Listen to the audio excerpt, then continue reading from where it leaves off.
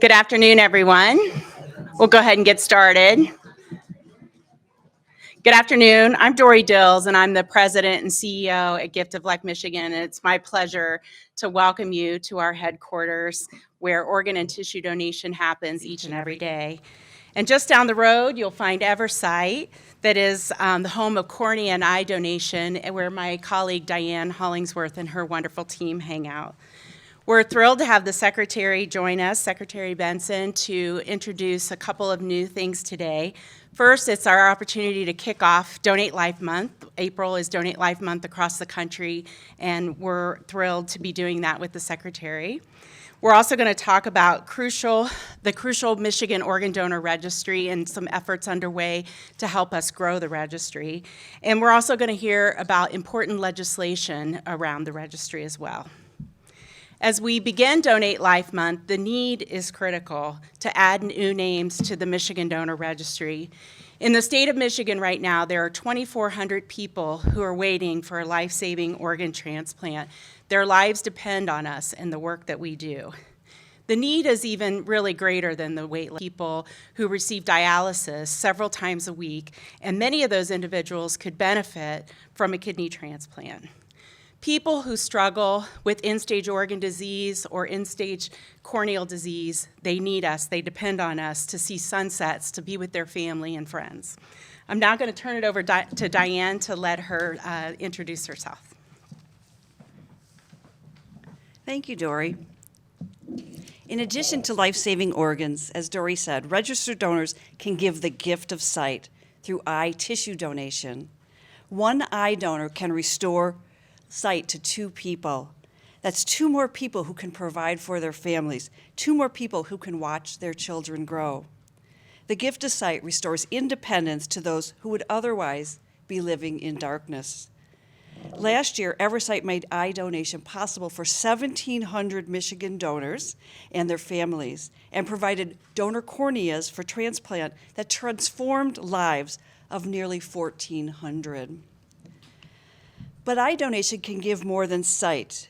It also gives hope through research. Thousands of registered donors selflessly give eye tissue to researchers every year. Without these precious gifts, researchers are unable to investigate blinding eye conditions that don't have cures. The gift of organ, eye, and tissue donation is profound. Every single Michigan resident has the power to change lives by checking their heart.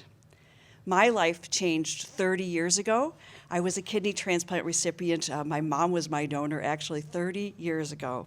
It really saved my life and gave me life a second time. I invite everyone to join the registry and become part of the growing donation and transplantation community. Together, we can save lives and heal our neighbors in need. Back to you. Thank you, Diane. We appreciate the partnership that we have with Eversight and our 2 organizations working together to serve the families of Michigan. In fact, our partnerships across the state are very, very important to us right now. We've recently begun partnering with several organizations, including Blue Cross and Blue Shield of Michigan, the cities of Lansing and Detroit, and Tom Izzo even recorded a special message for us about organ donation. Of course, he needs no introduction, but he is the Michigan State University basketball coach. This is important because the list needs us. Those patients need us each and every day. I'd like now to introduce Secretary Jocelyn Benson. Secretary, thanks. Thank you. Thank you, Dory. Thank you, Diane. And good afternoon, everyone. I'm really glad to be here to recognize National Donate Life Month and the important work that Gift of Life Michigan and Eversight do every day. Every year we have this opportunity to honor the organ, eye, and tissue donors in Michigan and remind everyone that by becoming a donor, you can save lives. The 2023 Donate Life Month theme is Making a Splash. And that's what Gift of Life Michigan does every day. And what I hope will happen today as we encourage more people to sign up as donors. More than 9,000 Michigan patients have received a life-saving organ transplant in the past decade, thanks to Gift of Life. But there are still, as Dory mentioned, nearly 2,500 Michiganders on a waiting list. Across the country, with an average of 18 people dying every day waiting for a life-saving organ, there's more we can do. And that's why here in Michigan, we've made it easier than ever to join the organ donor registry through our department and other ways. You can sign up today, for example, at michigan.gov/organ donation, or at a Gift of Life or at golm.org/register. Or visit any of the more than 160 Secretary of State self-service stations across the state, including many at grocery stores that are open evenings and weekends. I did that just today to confirm that I am part of the registry, and you can easily do that at any service station throughout the state. Now, 95% of donor registrations come through our department, and I want to encourage even more people to sign up by asking everyone to check your heart. And by that, I mean both look inward at who you are and also look at your driver's license or state ID to make sure you have a heart picture there confirming you're a donor. If you're not, take the easy steps to become one and join the more than 4.5 million Michiganders who are also signed up. And if you're already a donor, thank you. I hope you take a minute this month to congratulate yourself and spread the word about this important way we can help each other survive. By participating in this heroic act of giving, the legacy of all of us can be a greater gift than we could ever give, because we're giving one person truly the gift of life. So thank you again for inviting me to speak here today and for the work that you do every day to save lives and to give people the gift of sight. We're glad to be partners with Gift of Life Michigan and Eversight, and proud to help them and our state's residents save and improve lives every day. And now, I want to share a state declaration recognizing April as Donate Life Month. So I'm going to turn things over to Senator Kevin Daly, representing Michigan's 26th Senate District.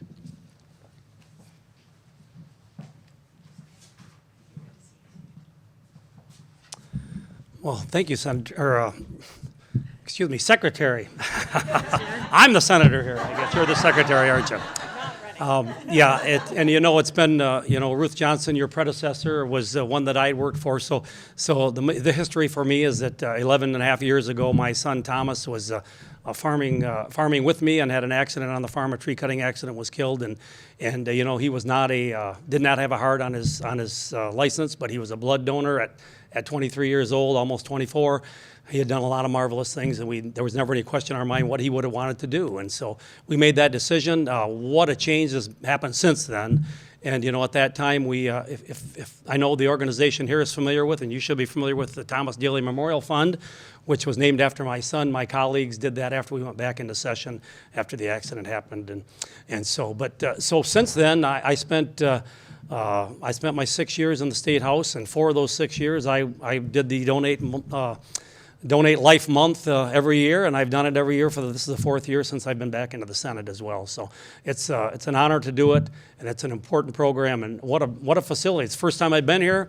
I just got the tour from Jeff out here, and he did a great job, and so it's great to be here, and thank you for your promoting as you've done. I know we've got some work to do to make some changes if we can, because of the good work you're doing and making it easier to register. Online and things, it's just not as easy to get people signed up to donate organs. So we've got some work to do, and we're ready to kick in and get it done. So it's great to be here today, and thanks for having me. Thank you.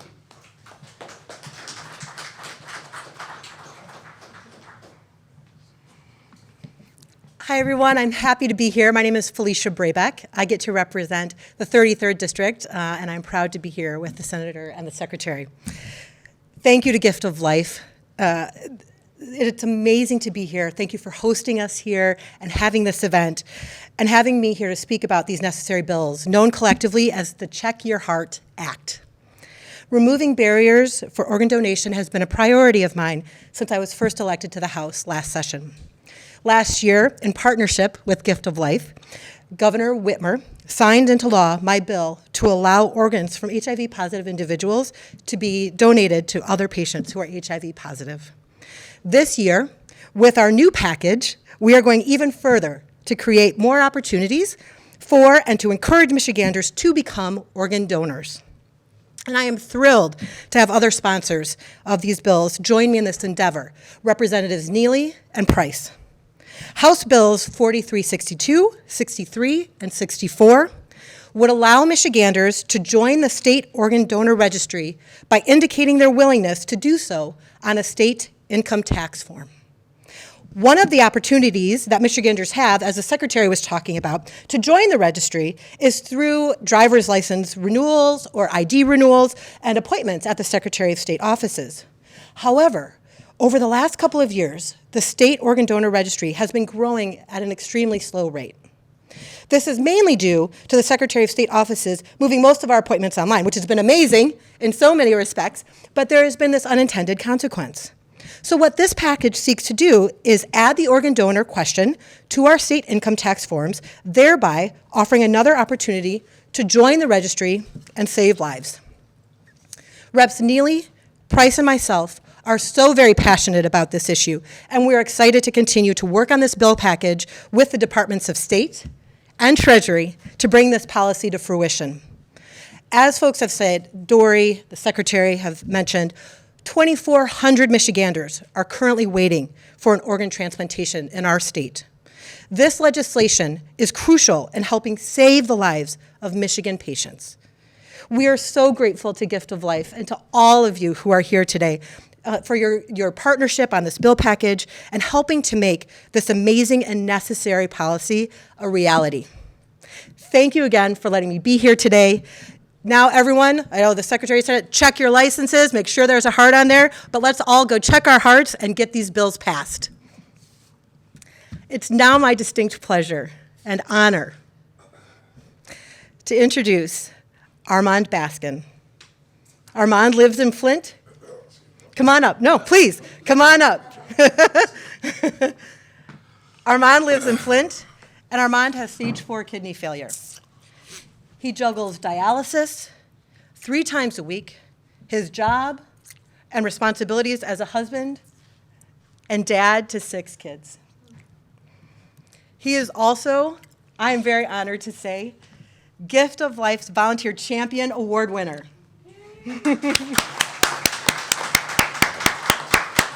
Armand, thank you for being with us here today, and have you take it over. Excuse me, I'm a little emotional. Excuse me. First and foremost, I want to thank Gift of Life for having me and my wife here, and also for the Champion Award, for receiving the award. Excuse me, I'm going to get it together. Give me a couple seconds. This actually means so much to me because this new act that they're trying to bring aboard, it's going to help people like me. You see me on a day-to-day. You don't know me, you wouldn't think anything was wrong.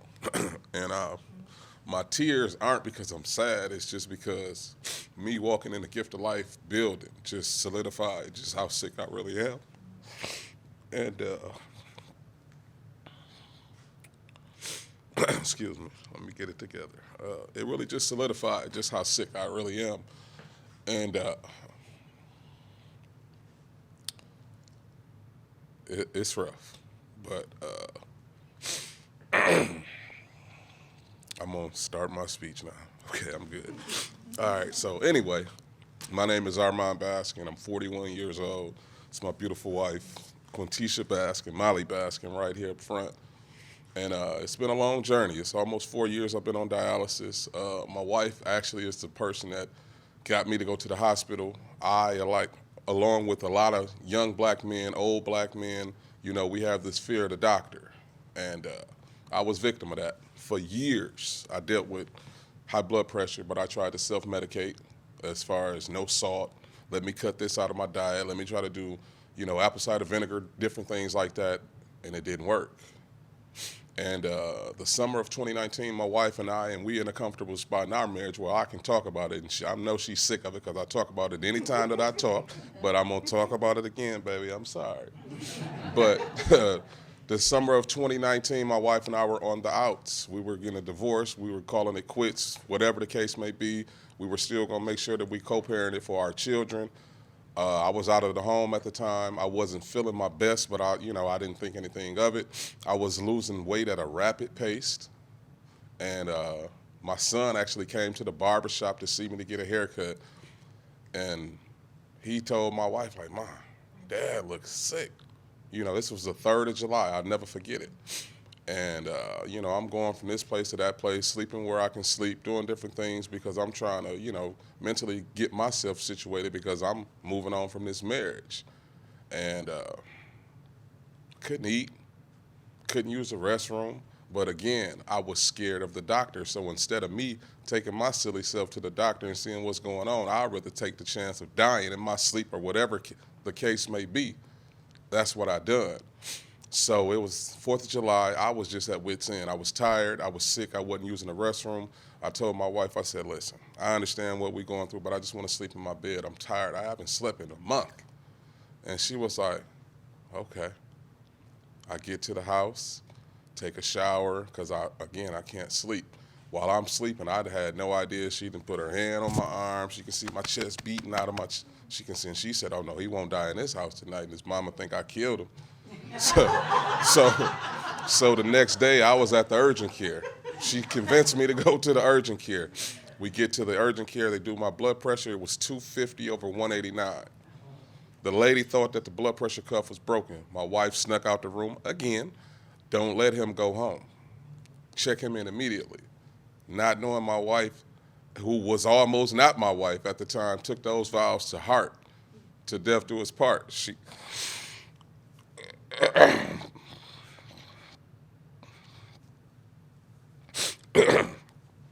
made sure that those people checked me in that hospital. And within an hour or so, they already knew, Mr. Baskin, you kidney failure. You're going to start dialysis tomorrow. I said, no, I won't. They said, all right, well, you'll die. So imagine your life getting turned upside down within an instant. You go from eating and drinking whatever you want to being on I don't even want to talk about what type of whatever that was. They had me on 2 cups of water a day with 30 pills type. That's what it felt like. And, you know, I've been almost 4 years going strong. And it comes with a lot of ups and downs and different things like that. But the one thing that I will tell anybody, I wouldn't wish this on my worst enemy. You know, I'm thankful to God for allowing me to live. And, you know, every day, my quality of life stinks. You know, every day I'm up at 4 a.m., whether I have to go to treatment or not. I'm taking pills all day long, but these are things that could have been prevented as well. So I'm not blaming anybody, but I'm just saying my life that was already hard before I got sick is even harder. And I stand before you today just so humble and so, you know, just so thankful that I saw fit to take control over my life and this dialysis thing and continue to live, because to me, honestly, in my mind, it's set up for you to just exist, because this is no way for no human to live. I'm dependent on a machine, you know, 3 hours, 4 hours out of a day, 3 times a week. So I work a full-time job. I work 60 hours a week. I got a part-time job with dialysis that I work 12 to 15 hours a week. I got a full-time job because I got kids. I got a wife. So where's the break? There is none. There is none. And I don't stand here want anybody to feel sorry for me. But if you want to do anything, donate. Because it's people like me who have no physical anything. You don't know anything about me. You would never guess in a million years and $55 billion that I'm sick. It doesn't have a look. It doesn't have a look. So if you really want to help, donate. That's the best thing that you could do. The gift of life is actually the gift of life. I'm waiting on that gift. I cannot wait to get that call because I'm tired. I'm tired. I really am. But this lady right here won't let me quit. My kids won't let me quit. But I'm tired. I can't say it again. I'm extremely thankful. You know, I'm glad to be amongst the living, but the quality sucks. Excuse my language, it does. Am I a quitter? I never will be. I may not get a kidney, you know, but this voice, just know I fought. I'm fighting as hard as I can, but I am tired, man. I am, and I want that kidney, so please donate. I want to know what it feels like to get up and just walk around, no medicine, no treatments. Me and my wife can come and go as we want. I don't have to plan trips based around dialysis, but I do. I still go, I still come as I want, still go as I want, but the dialysis is the monkey and the elephant in the room, Everything that my life is based off of this arm. So every decision I make is based off of this. So again, I come before you, cried out, but I'm speaking from my heart. Help somebody, please donate. If you don't take anything from this press conference, please donate. It's extremely important.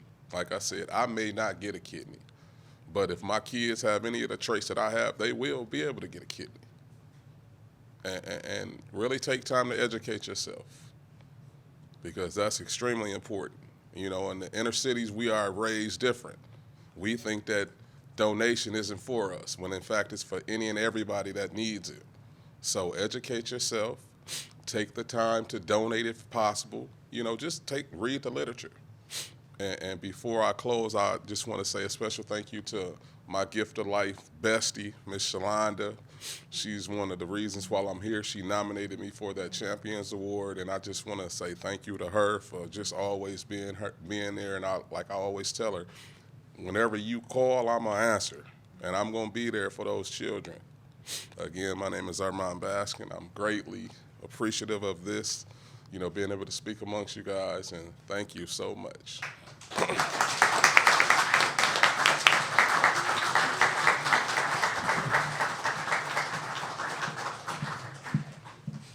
Thank you, Armand.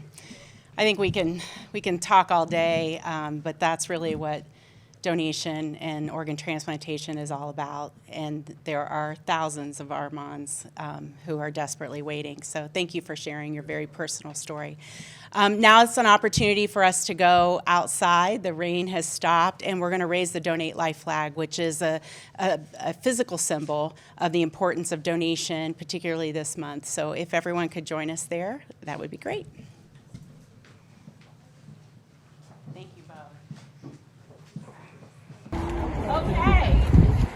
Thanks, everyone. So obviously, the Donate Life flag is very important to us and to the message of organ and tissue donation. And actually, all over the state this month, you'll see the flag flying at businesses, hospitals, churches, all sorts of organizations who are raising awareness for organ and tissue donation. And Armand has graciously agreed to be our flag raiser.